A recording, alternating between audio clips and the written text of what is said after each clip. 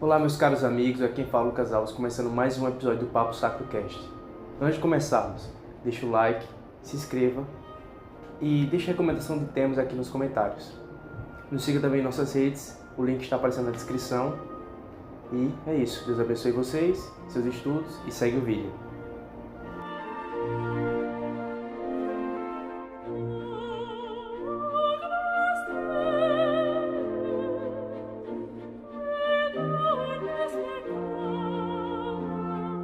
Então, meus amigos, começamos aqui e temos um tema polêmico, espinhoso, que, querendo ou não, nunca sai de discussão, que é Gênesis 1. E a questão é possível fazer uma defesa do evolucionismo teísta com base numa interpretação literal de Gênesis 1? Hoje eu tenho aqui Felipe Forte, meu bom amigo, para dizer que sim, é possível. Felipe, por favor, se apresente. Olá, eu sou o Felipe Forte. Eu já estive aqui algumas vezes, né? Eu sou formado em filosofia, formado em teologia. Eu sou mestrando em educação, arte e história da cultura no Mackenzie. E eu também sou um diretor de núcleo do Reasonable Faith aqui no Brasil, que é o ministério do William Lane Craig. Então, hoje a gente vai falar sobre Gênesis e evolução, só que falando de uma forma que muita gente nunca ouviu falar. Então, é isso que trabalharemos, né? Esse tema foi o seu projeto TCC, não foi, Felipe? É uma parte. Tá. O meu TCC, ele é dividido em três partes. A primeira é sobre o gênero literário de Gênesis, que eu argumento seguindo a linha do William Lane Craig mesmo, que é mito e história. Uhum. Então, só que quando a gente fala a palavra mito, as pessoas se assustam. O que o Craig quer dizer por mito é uma narrativa, uma prosa sagrada que visa fundamentar os, a realidade presente do autor e da sua audiência primária em eventos de um passado distante, de um passado primordial ou de um passado muito longínquo. A segunda parte foi sobre a análise do texto mesmo. Quais as possíveis traduções e como interpretar a questão da criação, qual que é o conceito de criação e tudo mais. E a última parte foi a parte sobre mortes antes da queda, questões teológicas, só que sempre buscando um fundamento bíblico para responder essas questões. Também teve um capítulo de introdução que falou sobre a história, né? Como que os pais da igreja interpretavam, como que foi essa questão da interpretação ao longo da história, se é coisa de liberal ou não, interpretar diferente, e tudo mais. Mas o que a gente vai falar aqui hoje é basicamente o resumo de dois capítulos, que é o capítulo sobre a tradução de Gênesis 1:1 e a análise dos dias. O que os dias, do que eles se tratam, o que significa criação naquele contexto. Uma questão que eu queria até dúvida contigo, que tu pesquisou as interpretações ao longo da história. Filon de Alexandria, que era judeu, ele não interpretava guias literais, correto? Não, nem ele, nem Agostinho, nem Orígenes. Só que olha só, Orígenes ele não interpretava literalmente. Só que ele era um criacionista de Terra Jovem, porque ele acreditava que os dias eram 1000 anos. Então, se você tem 7.000, você tem 7.000 anos, pronto, você tem 7.000 anos de criação, mais o tempo até Jesus, né, e tudo mais. Agostinho, ele tinha outra perspectiva. Ele via que os dias, eles eram, na verdade, era um só dia que era recontado 6 ou 7 vezes. Ele também via os dias como uma narrativa alegórica para o processo de santificação do homem e mais algumas coisas interessantes. Aí Tomás de Aquino seguia a mesma ideia de que era um dia só também. Se não me engano, ele fala isso na Suma Teológica.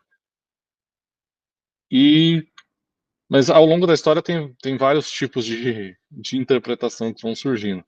Quando chega no tempo mais recente, você tem a interpretação do hiato, ou interpretação da lacuna, que diz que Gênesis 1:1 tá separado do resto, né? Então, Gênesis 1:1, no princípio criou Deus os céus e a terra, e tem uma lacuna de bilhões de anos, aí, e a terra era sem forma e vazia e tudo mais. Agora, já que eu mencionei essa interpretação, o que é muito interessante é que essa interpretação da lacuna, ela é uma interpretação de terra antiga, é uma interpretação que é compatível com uma criação de bilhões de anos. Só que ela é literal. Então, você não precisa ir para a alegoria, ir para o mito, ir para a metáfora, nada disso. Inclusive, a interpretação dia-era, que é aquela que interpreta que os dias são períodos geológicos, eras geológicas, ela é uma interpretação literal também. Porque pessoas, por exemplo, como o Hugh Ross, vão dizer que os dias ali são dias literais, só que são dias de Deus, que são diferentes dos nossos. Então, existem interpretações literais além da interpretação de Terra Jovem, a interpretação literalista. E o que a gente vai falar hoje é uma outra interpretação literal, que é compatível não só com uma Terra antiga, mas também com a evolução. Entendi. Então, eu vou deixar você expondo a tua ideia, e se surgir alguma dúvida, eu aperto o botãozinho de levantar a mão. Qual que é a grande questão? Você tem o primeiro versículo de Gênesis, que ele é basicamente dividido em 3 partes. Primeiro, no princípio, que é o Bereshit. Segundo, Deus criou. E terceiro, céus e terra. Então, Bereshit bara Elohim et hashaimim et haaretz. Essa é a estrutura do texto. E qual que é o grande tchan? Muita gente discute a primeira palavra de Gênesis. Porque essa primeira palavra, você pode pensar que Gênesis não vai entrar em nenhuma controvérsia por um tempo, mas não, na primeira palavra já tem controvérsia. Por quê? Porque a palavra Bereshit, se ela for entendida de um modo, ela é traduzida de um jeito. Se ela for entendida de outro modo, ela é traduzida de outro. Então, pode passar para o próximo. A gente tem 2 formas de entender os substantivos no hebraico. Você tem o absoluto, que é a forma padrão da palavra, é como o substantivo vai aparecer num dicionário.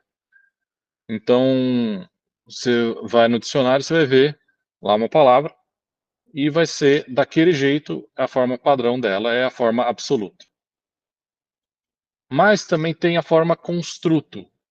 O que é o construto? É quando o substantivo está ligado à palavra seguinte. Então, por exemplo, existe uma música hoje em dia, ela não é de hoje em dia, ela é de tempos recentes, ela foi escrita não em hebraico bíblico, mas em hebraico moderno. E ela chama Jerusalém de Ouro. Em hebraico é Yerushalayim Shel Zahar. Esse Shel do meio é o que é traduzido por de, Jerusalém de ouro. Yerushalayim Shel Zahar. No hebraico bíblico não existe esse Shel. Então, como que eu sei que algo é de algo? Como é que eu sei que é o rei de Israel? Porque existe a forma construto. Ela liga as palavras com essa preposição de, que fica oculta no hebraico, mas ela muda a forma de um substantivo. Deu para entender? Então, a forma construto, ela mostra uma relação entre as palavras. Ela junta essas palavras com o de no meio. O rei de Israel. Então, pode passar. A grande questão. Não, volta um. Melhor ficar lá com. A grande questão é: Bereshit, que é um substantivo, ele está em absoluto ou ele está no estado construto? Se eles estiverem em absoluto, então a tradução tradicional ela está correta. Ela é: no princípio criou Deus os céus e a terra. Se ela estiver em construto, então a melhor tradução, né, sem considerar outras questões do hebraico, ela seria quando Deus começou a criar os céus e a terra. E aí, você nota que se eu traduzo para quando Deus começou a criar os céus e a terra, parece que a informação está incompleta. Parece que falta alguma coisa. Como, por exemplo, se eu tenho uma parede branca em casa e eu pintei ela de amarelo. Se eu digo quando eu pintei a minha parede de amarelo, se eu paro aqui fica estranho. Parece que falta informação. Então, eu completo com uma oração circunstancial. Quando eu fui pintar a minha casa de amarelo, ela era branca. Então, quando Deus começou a criar os céus e a terra era sem forma e vazia. Tá vendo como o versículo 2 completa essa informação do versículo 1? Então, essa é a discussão que se tem, e ela não é de hoje. Já existiam essas discussões em tempos passados. Por exemplo, o Rabino Rashi, ele discutia se Bereshit estaria no absoluto ou no construto. E ele argumentou que estaria no construto. Por quê? Aí você pode passar para o próximo. Eu posso só tirar uma dúvida? Pode, pode. No caso, quando você fala absoluto e construto, absoluto seria tipo assim, porque fala no primeiro texto, criou, tipo algo finalizado, e construto no segundo é porque começou a criar como se fosse um ato ainda inacabado, seria isso? Se eu digo no princípio criou Deus os céus e a terra, eu estou apontando para o passado. Se eu digo quando Deus começou a criar os céus e a terra, na minha narrativa eu estou indo para frente. Então, se eu digo no princípio eu pintei a minha parede de amarelo, eu estou falando que eu fiz algo no passado. Mas se eu digo quando eu comecei a pintar a minha parede de amarelo, você percebe que eu introduzi uma narrativa que vai continuar para frente?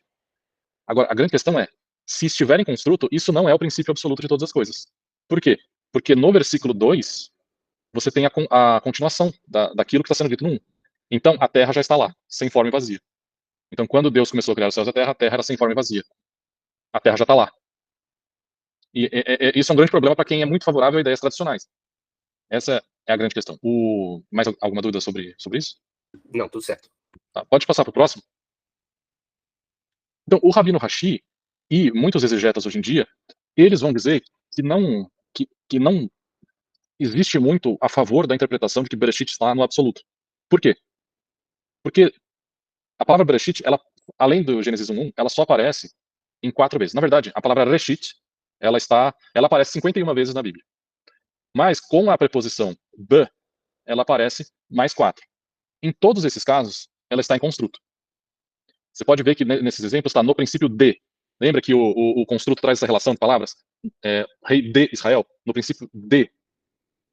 Então, esse é um grande ponto, a favor da interpretação de que Bereshit, em Gênesis 1:1, está em construto. Agora pode passar para o próximo? E, nas 51 vezes que Reshit, com ou sem a preposição, aparece, cerca de 18 dessas vezes, ela se refere a um substantivo temporal, ou seja, princípio, começo. Nas outras vezes, em que ela não é um substantivo temporal, ela está falando de uma questão de primeiros frutos, ela é traduzida por primeiros frutos, por frutos, e etc. Nesses casos, ela não é um substantivo temporal. Quando ela é tratada como substantivo temporal, em todas as vezes ela está em construto. Todas. A única possível exceção está em Isaías. E eu acho que eu coloquei no próximo. Antes de partir para o próximo, eu acho interessante essas citações aqui. O Max Kretov, ele diz em uma entrevista o seguinte, ó, todas as vezes que Reshit ocorre, ele está em construto, exceto em uma única vez, Isaías 46:10. E mesmo nesse verso, é bem claro que Yahvé, ou Yahweh, declara o fim desde o começo das coisas. Não é sobre o início do tempo. Assim, o início, o Reshit, aqui em Isaías, também é relativo em seu sentido. Ou seja, se você for lá para Isaías 46:10, qual que é esse versículo? É aquele que fala que Deus é o mesmo desde o princípio até o fim, é alguma coisa assim. Se você conseguir colocar na tela, também, eu não sei se fica difícil para colocar. Eu vou ler aqui. Tá. Tem uma Bíblia aqui, mas ela está servindo de apoio para o meu computador. Se eu tirar, eu vou ficar um pouco mais abaixado. Isaías 46:10. Ok. Sou eu que anuncio o fim desde o princípio, e desde a antiguidade, as coisas que ainda não sucederam. Sou eu que digo, o meu conselho subsistirá, e realizarei toda a minha vontade. Então você percebe que ele declara o fim desde o começo, mas não é o começo de todas as coisas. Ele está falando assim, desde o princípio de que a árvore nasce, eu sei o final dela, porque eu já estabeleci. Então, não é um texto sobre o princípio de todas as coisas. No contexto, em Isaías 46:10, ele está falando de coisas que são relativas também. Ou seja, embora em Isaías 46:10, embora esse texto seja o único em que Reshit não está em construto, o contexto implica que uma interpretação dessa palavra mostra uma ideia similar àquilo que é o efeito de um Bereshit em construto. Pode passar para o próximo?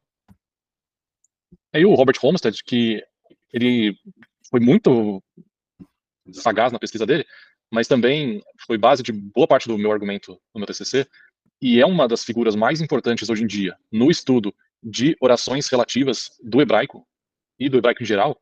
Ele diz o seguinte: a interpretação e tradução da primeira palavra Bereshit no texto massorético como um sintagma preposicional temporal absoluto, ou seja, no princípio, é gramaticalmente indefensável. Ponto final, fim de história. O que ele está dizendo aqui é: interpretar que Bereshit está em absoluto e traduzir para no princípio criou Deus os céus e a terra não é viável. É algo, como ele diz, indefensável. E então, essa é uma questão muito importante, porque isso vai mexer com traduções. E quando você muda traduções tradicionais, você tem um efeito popular negativo. O melhor exemplo disso é a nova NVI. A nova NVI traduziu, por exemplo, a palavra hebraica que antes era traduzida para auxiliadora idônea, traduziu para aliada. E aí já veio um monte de gente chamando a NVI de feminista. Só que aliada é a melhor tradução para o termo. Na verdade, não é nem a melhor. O que seria a melhor mesmo seria aliada de guerra. Porque aquele é um termo militar. É um termo que ele só é usado em contextos de guerra, para falar de aliados militares. Então, a mulher é uma aliada militar do homem. Traduzir para aliado é muito melhor do que auxiliadora idônea. Até porque auxiliadora idônea ninguém usa hoje em dia no português normal. Faz parecer que a mulher é uma velha empregada. Então, quando você muda essas traduções, você tem um efeito bem negativo. A NVI antiga, ela colocava uma nota de rodapé em Gênesis 1, colocando que poderia ser traduzido para quando Deus começou a criar. E a NVT, ela coloca hoje em dia também essa nota de rodapé. Nos Estados Unidos, você tem algumas traduções que estão tentando mesclar. Por exemplo, when God began to create, e tem algumas que colocam in the beginning, when God began to create, que estão tentando mesclar as duas ideias, e algumas vão direto ao ponto, traduzem para when God began to create the heavens and the earth. Então, essa questão ela é muito importante. Agora, a grande questão é, se Bereshit está em construto, então o primeiro versículo da Bíblia é uma oração relativa, ou uma relação subordinada, cuja ideia está incompleta. É aquilo que eu falei antes. A ideia do versículo fica incompleta, e aí ela recebe uma informação adicional no versículo 2. Quando Deus começou a criar os céus e a terra era sem forma e vazia, o Espírito de Deus pairava sobre a face das águas, e havia trevas sobre a face do abismo. Esse segundo versículo é uma circunstância de quando Deus chegou para criar a terra. E aí eu coloquei algumas objeções a essa ideia, né? Por exemplo, existe uma objeção que ela é muito famosa, e aqui não é um ataque pessoal, mas é só um ponto importante. No programa do Marcos Eberlin, ele chamou alguns hebraístas recentemente. Não são hebraístas, eles são. Na verdade, eu não sei se eles são hebraístas, mas eles são muito melhores em hebraico do que eu. Só que é nítido que eles falam de uma perspectiva muito tradicionalista. E algumas coisas que eles falaram, são argumentos tradicionais, mas já se sabe que eles não são conclusivos da maneira como eles colocaram. E um desses argumentos é o de que Bereshit ele possui um acento disjuntivo. O que é um acento disjuntivo? Se você olhar na palavra Bereshit, vai ter tipo uns pontinhos embaixo, não embaixo da letra, ou não necessariamente embaixo. Pode ser, às vezes tem em cima, mas são pontinhos que não são as vogais. E um desses estudiosos que foi lá no programa, ele falou assim: você tem um acento disjuntivo em Bereshit, então ele tem que ser traduzido para no princípio dos princípios. Então ele é o princípio de todas as coisas, ele não pode estar em construto. Ele não falou que não pode estar em construto, mas o argumento dele concluía a mesma ideia. Só que nós temos exemplos na Bíblia da palavra Bereshit em construto com acentos disjuntivos. Então, o argumento dele morre. Não é o argumento dele, é um argumento bem tradicional, mas que, com uma inspeção melhor da Bíblia, você vê que tem exemplos que contradizem essa ideia. E aí eu coloquei 3 exemplos, que são os exemplos de Jeremias 26:1, Jeremias 27:1 e 28:1, que trazem o Bereshit com acentos disjuntivos e estão em construto, ou seja, não falam do princípio dos princípios. Então, uma outra objeção que eu coloquei também é que é comum dizerem que não dá para traduzir, não dá para interpretar o Bereshit em construto, porque a segunda palavra é um verbo, e é um verbo na forma perfeita. Ou seja, se a gente fosse entender como construto, a gente teria que traduzir para no princípio de criou, o que não parece ser coerente, certo? Deu para entender esse ponto? Eu imagino que quem entende hebraico vai entender um pouco melhor. Porque, por exemplo, volta no anterior. Ok. Você vê esse exemplo aqui de Jeremias 26:1. Você tem no princípio do reinado. Tá. Certo? Está em construto com a palavra, ou reinado ou reino. No princípio do reino, são 2 substantivos, eles estão ligados. Certo. Só que se eu tenho Bereshit e logo em seguida a palavra bará, então é no princípio de criou. Não dá para traduzir. O bará seria... Exatamente. Okay. Não dá para traduzir bará por criação, porque é um verbo. Então ficaria estranho. Então esse é um argumento que talvez seja um dos mais fortes contra a ideia de que Bereshit está em construto. E aí entra o Homestead, que eu falei antes. O Homestead, ele descobriu novas regras de hebraico que não se tinha conhecimento antes. E aí, se eu pego quando Deus começou a criar os céus e a terra, eu estou falando de uma oração subordinada. Ou seja, que a ideia está incompleta e que ela fica completa com o texto seguinte, certo? Essa parte, show, entendemos. O que o Homestead ele descobriu, e isso não é só no hebraico bíblico, isso também é em outras línguas semíticas. Então a análise dele é extremamente importante para esse tipo de oração no hebraico como nós entendemos hoje em dia. O primeiro é, quando uma oração relativa, ou uma oração, quando uma oração relativa, ela começa com um substantivo em construto, então ela é sempre entendida como uma oração relativa restritiva. O que é uma oração relativa restritiva? Se eu digo, os alunos vão bem na prova, eu disse uma coisa, certo? Se eu digo, os alunos que estudaram muito vão bem na prova, você percebe que eu restringi o escopo da minha frase? Então, quando uma oração relativa no hebraico ela começa com um construto, ela sempre é uma oração relativa restritiva. Quando essa oração relativa ela tem um pronome relativo oculto, então ela sempre também é uma oração relativa restritiva. E Gênesis 1:1 tem as duas marcas. Não é só uma, ela tem as duas. E esse segundo ponto, o que ele quer dizer? É quando está oculto, por exemplo, a mesa em que me sentei. O restaurante no qual eu jantei. Esse no qual, esse em que, não aparece no texto hebraico. Então ele está oculto. Quando isso acontece e é uma oração relativa, ela sempre é relativa restritiva. Essas duas marcas acontecem em Gênesis 1:1. Então esses dois critérios são cumpridos. Então você tem que necessariamente entender Gênesis 1:1 como uma oração relativa restritiva, que é um tipo de oração subordinada. Antes de eu falar disso, então você tem uma oração relativa restritiva que seria no princípio em que Deus criou os céus e a terra. Então, pode deixar no próximo, pode deixar lá. No princípio em que Deus criou os céus e a terra. Você percebe aqui que a tradução ela se manteve igual à tradicional, mas inserindo essa parte que estaria oculta.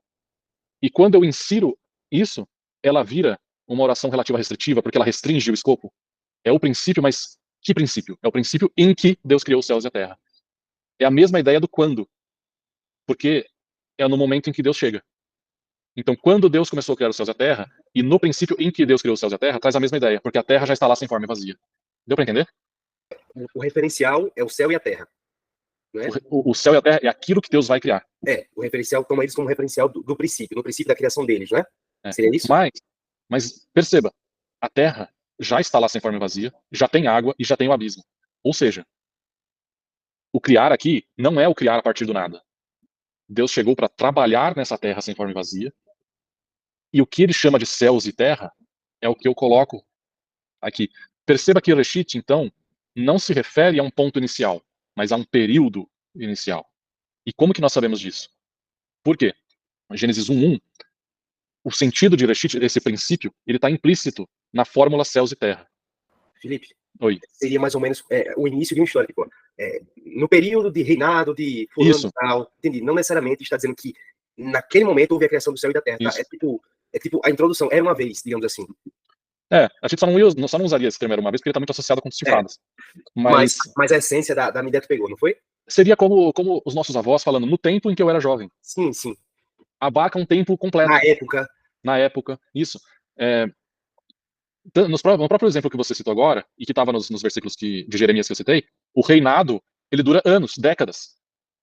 E mesmo assim, ele está dentro da palavra Bereshit. Então, Bereshit não é um ponto inicial, ele é um período. Na verdade, o John Walton ele vai dizer que a expressão período inicial é o que capta melhor a essência da palavra Bereshit. Só que não é só isso. Essa ideia de período também está implícita na fórmula céus e terra. Porque perceba que a conclusão dos céus e da terra só acontece em Gênesis 2:4. Aí está 2:4, mas eu acho que é 2:1. Foram concluídos os céus e a terra. Ou seja, os céus e a terra não foi algo criado no primeiro dia ou antes do primeiro dia. Os céus e a terra são algo que foi concluído só depois dos 6 dias. E, em Êxodo, quando tem o quarto mandamento, você tem a ideia de em 6 dias o Senhor fez os céus e a terra. Ou seja, céus e terra é tudo aquilo que se resultou nos 6 dias. E Bereshit fala dos 6 dias. Deu para entender? Explica de novo, por favor. Oi? Explica de novo a parte do Êxodo, do texto de Êxodo. Você perceba que em Êxodo, o autor, ele fala que os céus e terra não foram feitos em um instante, foram feitos em 6 dias. Então, Bereshit fala, é uma palavra temporal. Eu não sei por que apareceram esses balões. Por um momento eu achei que o balão... eu achei que era realmente balão. É quando a pessoa faz assim, ou levanta a mão, Tá. o negócio reage assim, parece que dá like. Tá. Então, voltando. Bereshit é um termo temporal de período. Ele fala em quanto tempo Deus criou os céus e a terra. Em Gênesis 1, em quanto tempo foi? Em 6 dias.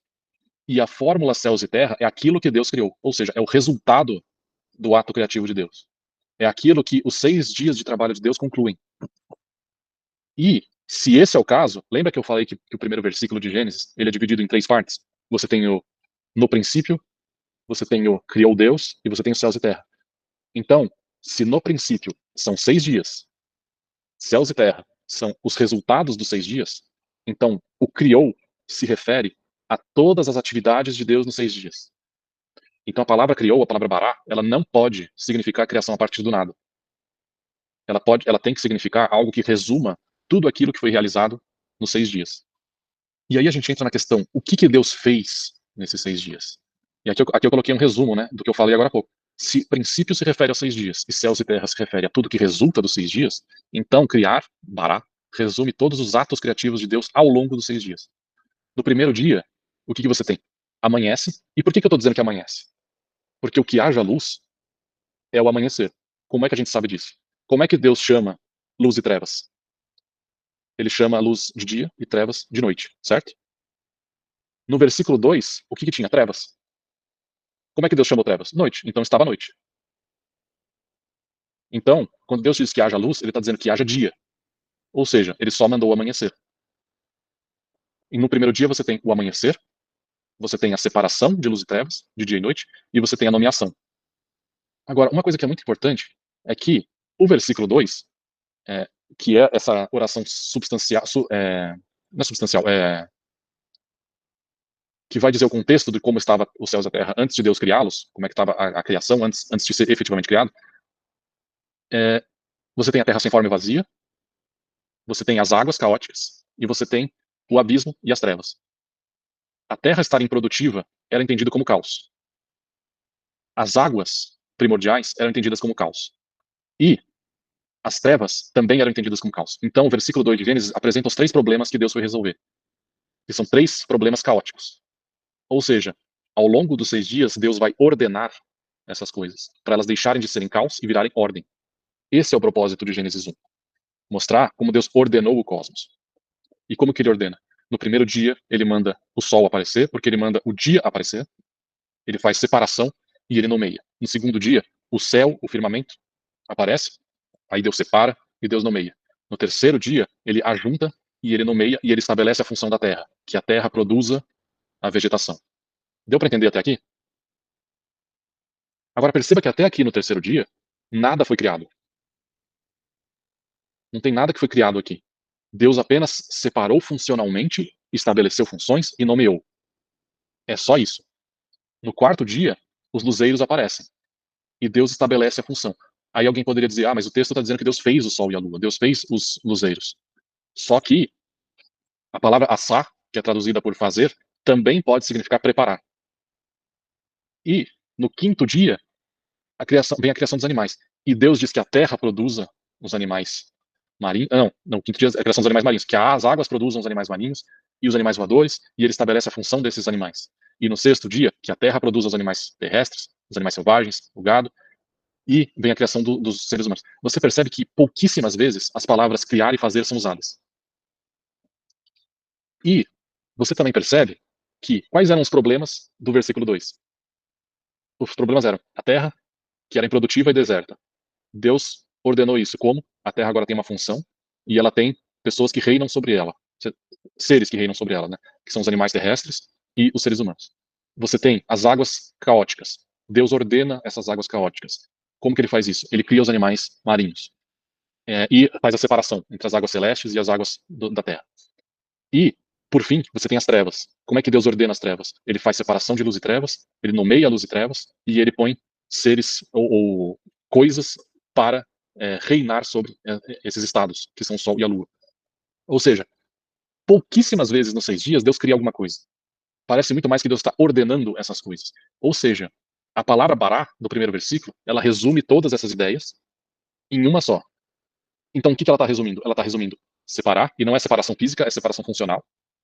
Porque dia e noite não são fisicamente, né?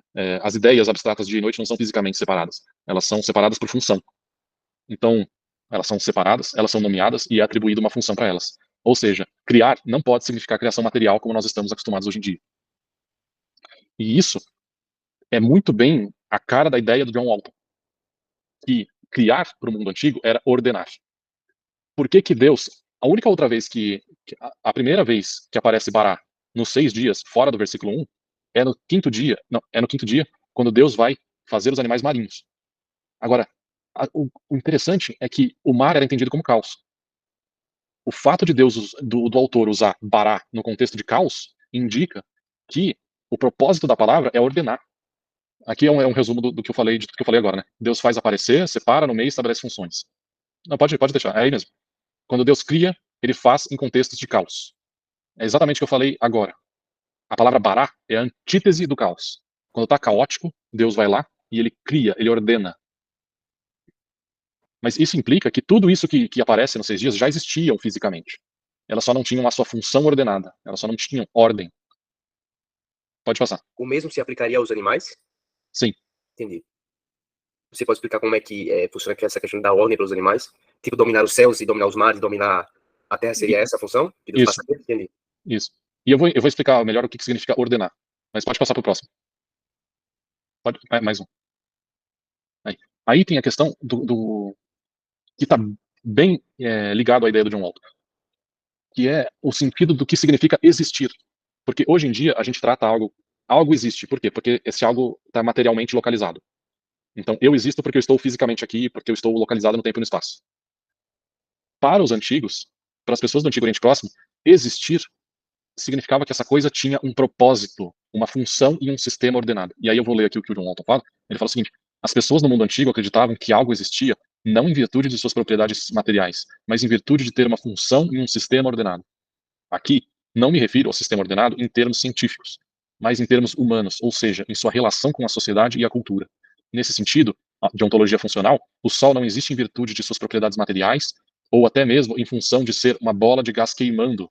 Ao invés disso, ele existe em função de sua esfera de existência, particularmente na forma como ele funciona para a raça humana e a sociedade. Então, o Sol ele está existindo para os antigos. Se o Sol não tivesse uma função relacionada à ordem da sociedade humana, ele não existia. Mas como ele tem essa função estabelecida por Deus, o Sol existe. Pode passar para o próximo? E o John Walton também vai dizer o seguinte: no mundo antigo, algo vinha a existir quando era separado como uma entidade distinta, recebia uma função e um nome. Isso está em contraste gritante com a ontologia moderna, muito mais interessada no que poderia ser chamado de estrutura, de estrutura ou substância dos objetos, juntamente com suas propriedades físicas. No Antigo Oriente Próximo, algo não necessariamente existia apenas por ocupar espaço. E eu acho que eu coloquei no próximo slide um exemplo disso na própria Bíblia. Perfeito. Que é o de Jó 26:7. Olha só o que diz o texto de Jó 26:7. Ele estende o norte sobre o vazio e faz pairar a terra sobre o nada. Esse texto não está falando que a terra está no espaço sideral, sem nada. O que ele está fazendo é um contraste entre o que seria o submundo e o que seria o reino celeste. Para entender, essa tradução está colocando ele estende o norte, mas em algumas traduções eles deixam a palavra Zafon. Por quê? Porque era um monte, e era considerado um monte celestial, que ia até o reino celestial, até o que a gente chama hoje em dia de céu, o céu onde Deus habita. Então o contraste aqui você percebe que tem um paralelismo nesse texto? Ele está contrastando esse monte celestial. Né? Oi? É meio uma coisa como uma ordem com caos, né? Tipo, Deus dá uma ordem. Não exatamente isso. Percebe que o Zafon, o Monte Zafon, que é o Monte Celestial, ele está em contraste com Eretz. Ou seja, é um paralelismo antitético. A ideia do primeiro verso é a antítese do segundo, e o segundo é a antítese do primeiro. Por conta disso, muitos preferem traduzir a palavra Eretz nesse versículo para submundo, porque está contrastando uma região celestial com o que seria o seu oposto. E o oposto da região celestial não é a Terra, é o submundo, é o reino dos mortos. Certo? Agora, mesmo se você não entender assim, veja que esse Monte Safon, ele é dito como sobre o nada, sobre o vazio. E a Terra está pairando sobre o nada. Não percebe que o nada, para nós, o nada é o nada absoluto. Para eles, o nada era aquilo que não estava na esfera de ordem da sociedade.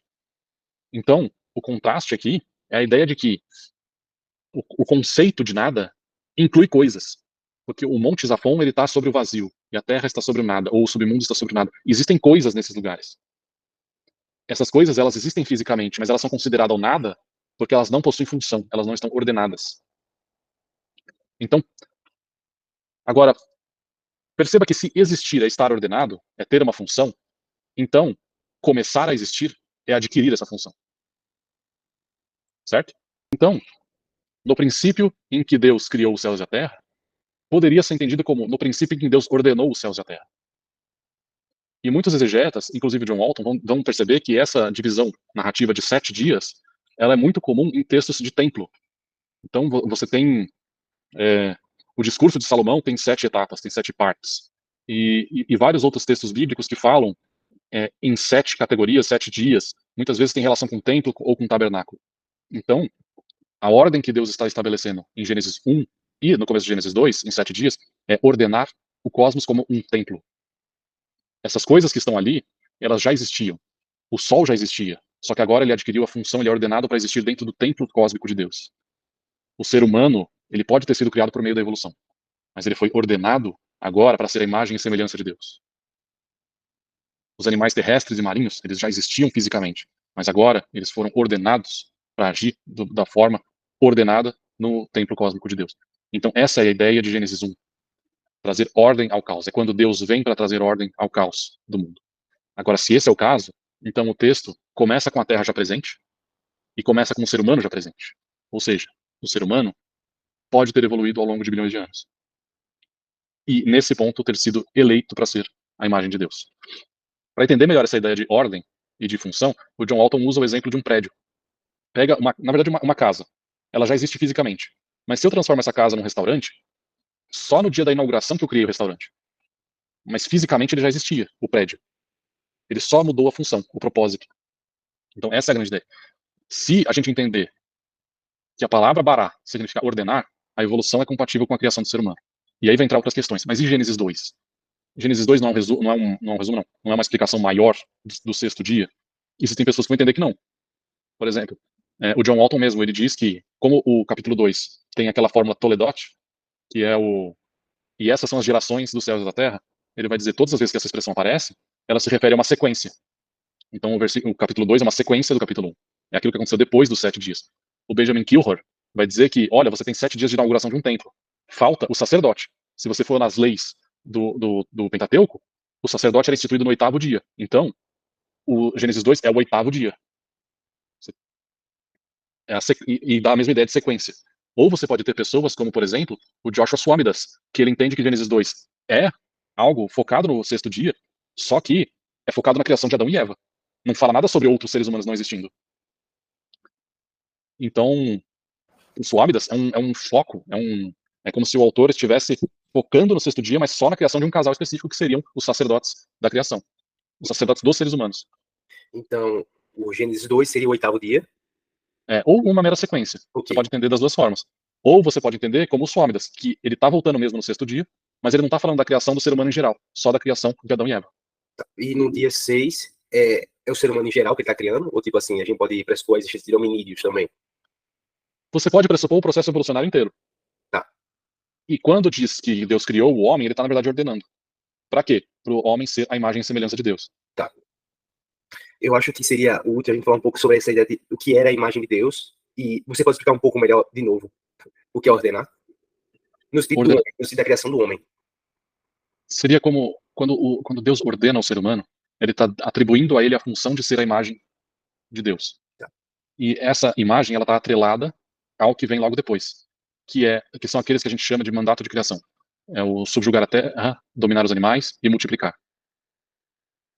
Então, a função do homem é fazer isso, mas agora pelo bem do templo de Deus, porque a criação é um templo de Deus. Então, não necessariamente Adão e Eva já estavam ali quando foi feito esse ordenamento, essa... Calma. Exatamente. Se você entendeu o capítulo 2 como uma sequência, então Adão e Eva não estão no sexto dia. Se você entender... Oi? Tá ali a descrição da função que eles vão desempenhar como sacerdote do templo de Deus ali. Isso, do ser humano em geral. E aí, Adão e Eva, ou eles viriam depois, no que seria o oitavo dia, e seriam seres humanos eleitos ou criados, ali de novo, ou você pode entender o capítulo 2 como um foco no sexto dia, mas não é um foco na criação de Adão e Eva. Só que isso não quer dizer que não haviam outros seres humanos que foram criados pelo método evolucionário. Deu pra entender? Entendi, perfeito.